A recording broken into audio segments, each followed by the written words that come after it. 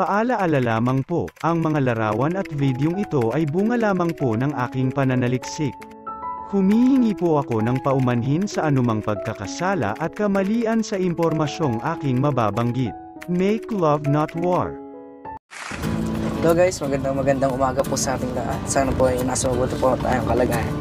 So ngayon guys, dito po tayo ngayon. Papunta sa tayo? San Juan. Isang lola ang bibigyan natin ng special na regalo. Magandang umaga po sa ating lahat, Kategram. Sa ating po mga dyan, sa ating mga lolo, lola, tito, tita, ate, kuya, nanay, tatay.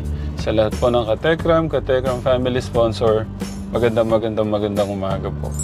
Napakasaya po ng araw na to kasi yung nagdadrive papunta sa mission natin, walang iba kung hindi pong ating panganay. Kanina Kategram, nagre-ready po kami, naghahanda po ako. Nagpupumilit po siya, gusto niya, siya daw po yung mag-drive. Yatid daw po kami sa ating mga mission no ngayon. At ano yung pakiramdam nak? Ito yung una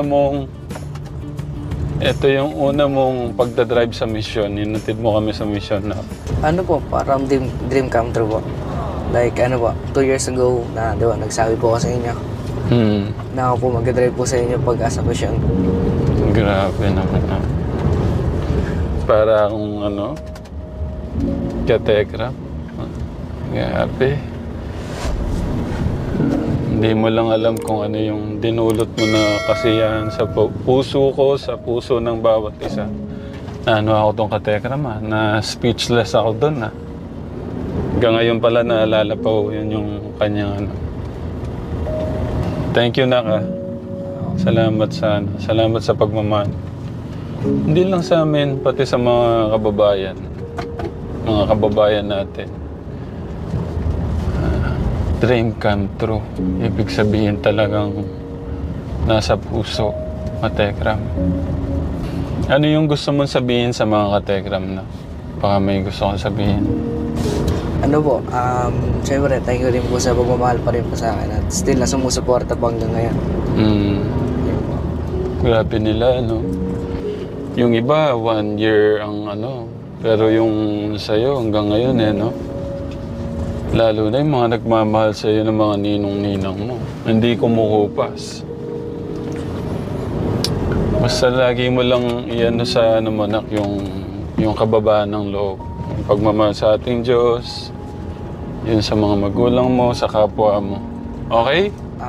Magandang araw po sa ating mga Kategram. Ako po ay si Dimo Nalastas. Ako po ay mayroong kaunting mensahe pa para sa ating lahat. At ito po ay patungkol sa kahalagahan ng pagkikinig ng Word of God. Malaking tulong po kung tayo po ay lagi makikinig o magbabasa ng Word of God dahil dito po lalago ang ating pananampalataya. Ang Word of God po ang ating magsisilbing ilaw sa mundong puno ng kadiliman. Ito po ang ating kalasag kapag tayo po ay may mabibigat na pinagdadaanan. Sige po, samahan niyo po ako sa ating pong kaunting panalangin. Father in heaven, I am bold to pray and speak the Word of God out loud. And I know that as I do, my faith in you grows and gets stronger. From this time forward, my level of faith and trust in you and your word is going to increase. In Jesus' name I pray, Amen. Magandang gabi po mga Kategram. Ingat po kayo pala ng gabi po. Love you po.